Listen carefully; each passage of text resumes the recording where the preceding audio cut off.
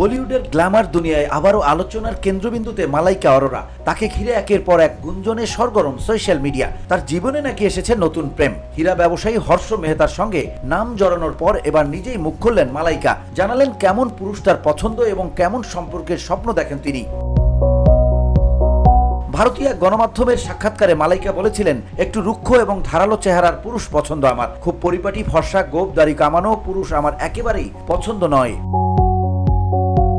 পছন্দের পুরুষের কেমন গুণ থাকতে হবে তাও জানিয়েছিলেন। তিনি বলেন, সে যেন প্রকাশ্যে সাহসের সঙ্গে ফ্লার্ট করতে সক্ষম হয়।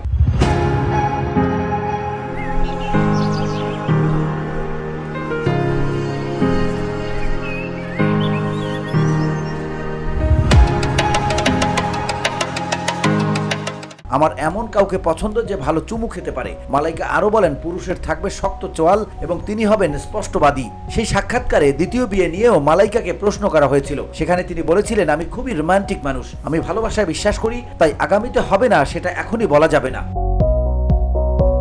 BOD Bangla news desk.